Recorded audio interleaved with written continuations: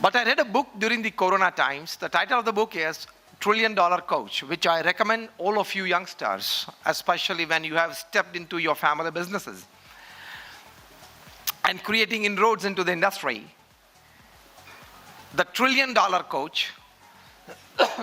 In this book, many of them have shared their experiences, especially the IT people who have been trained by a footballer.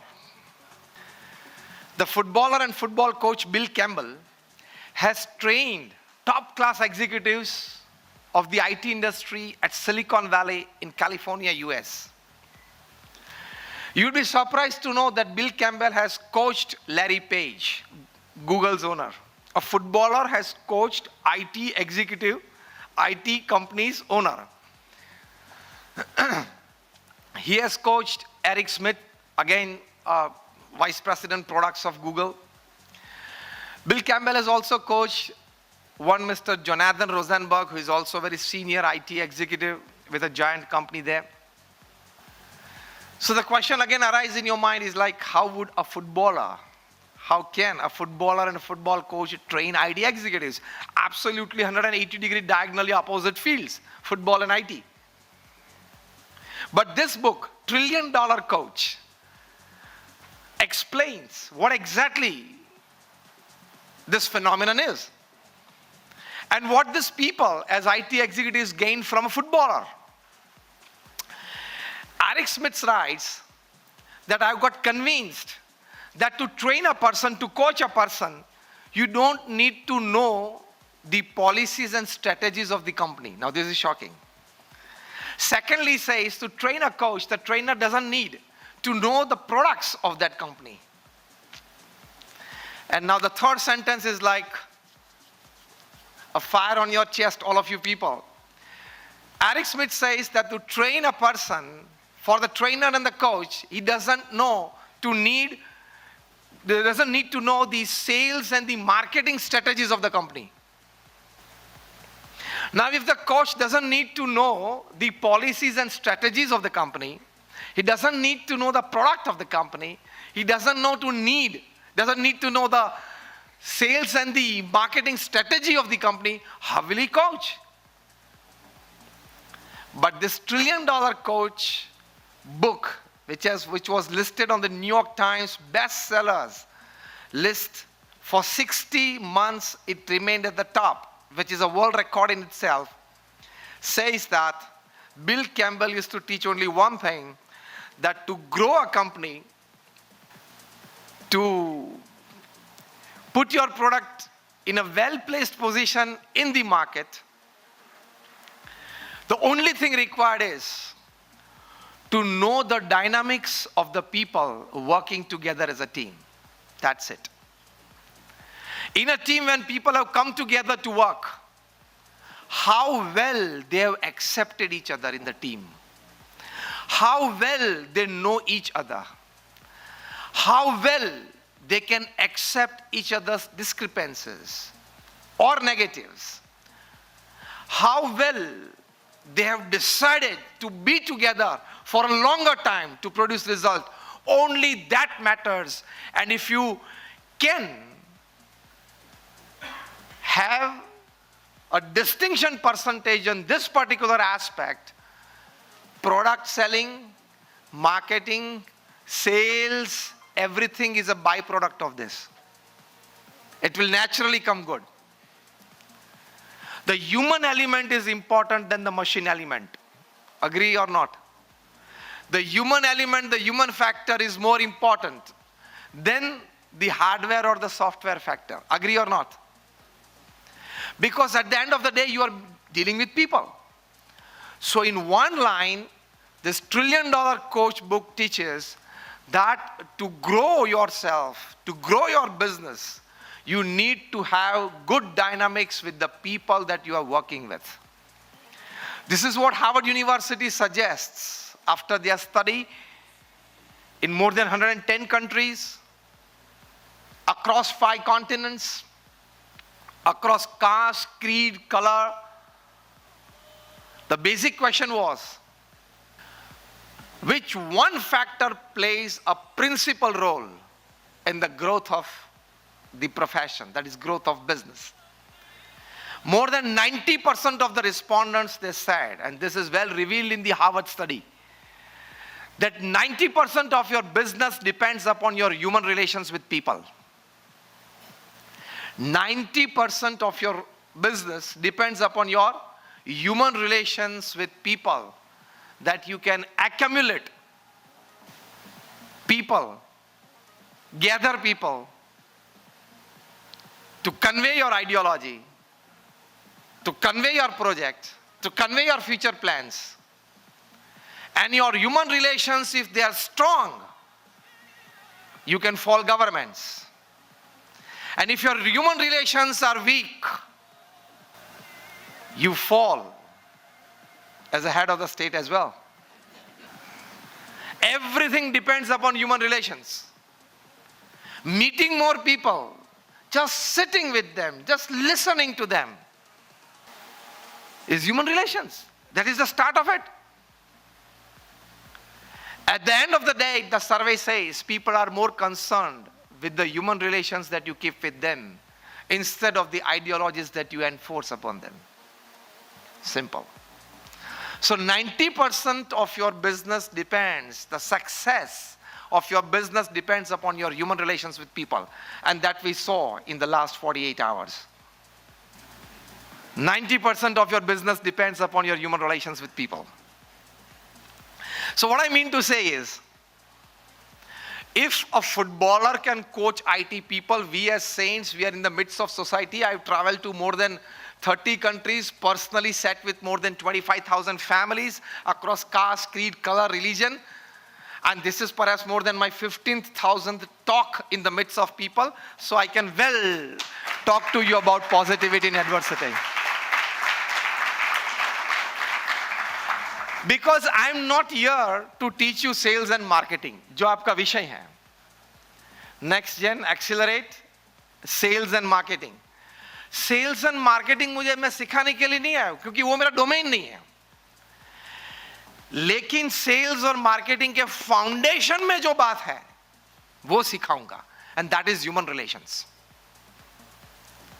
People should trust you. You should trust people.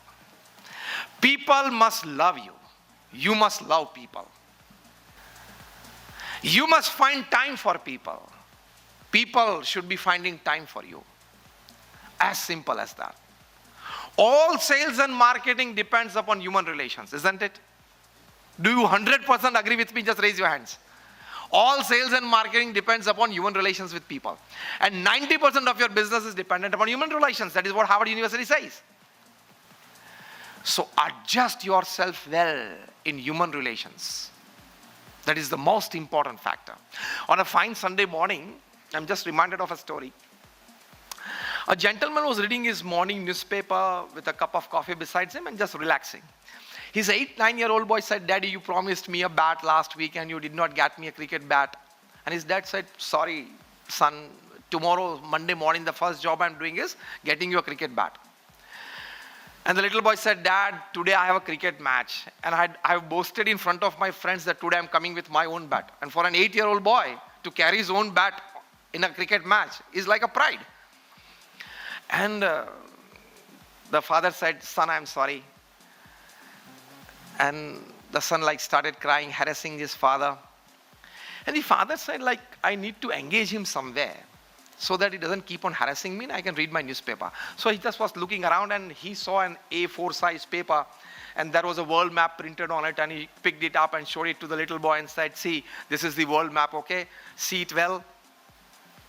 And this is where is India, and this is where is China, and this is where it is Russia, and this is where it is Ukraine at the moment. And then here is England, UK, and this is America, and this is Latin America."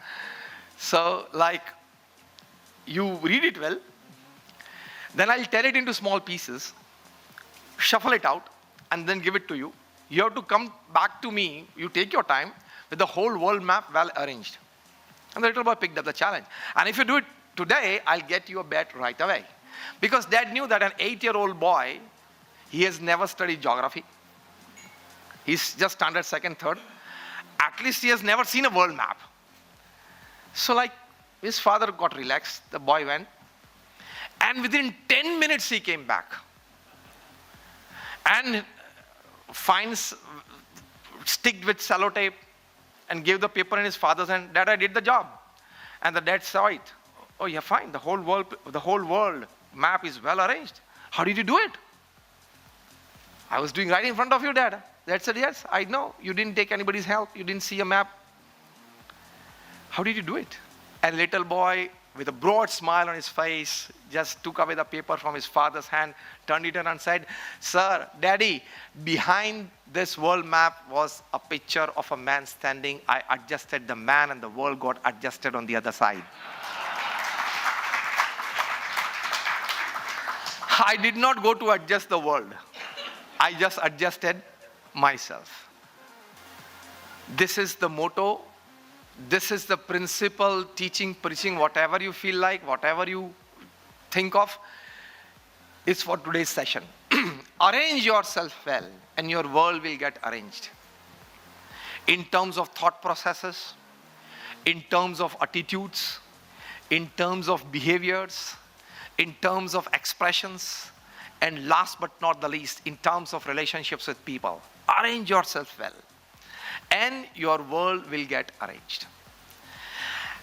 When it comes to human relations, I'll teach you a very good mantra that you can always be successful in human relations with your friends, with your neighbors, with your relatives, with your working colleagues, with your spouse, everybody.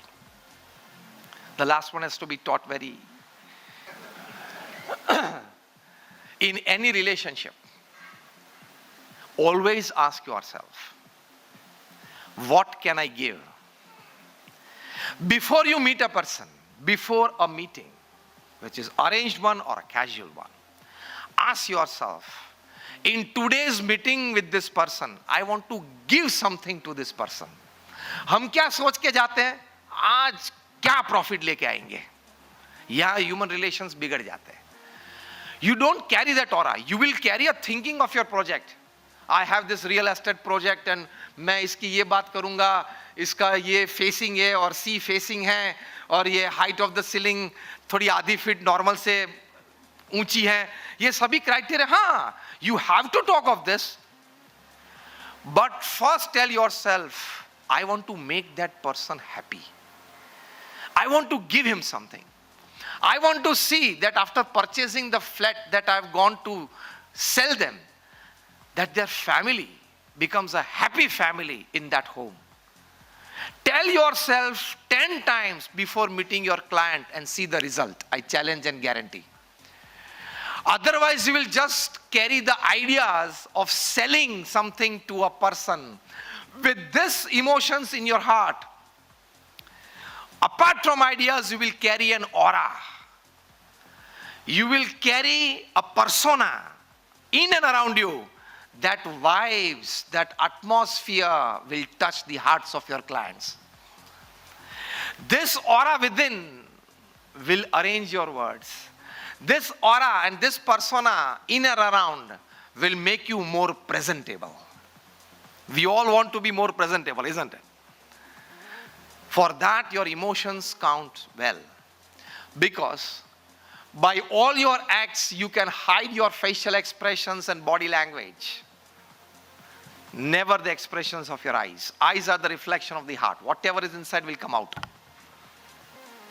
So now in top class B schools across Europe and America, they teach eye reading instead of face reading or body language reading. Eye reading.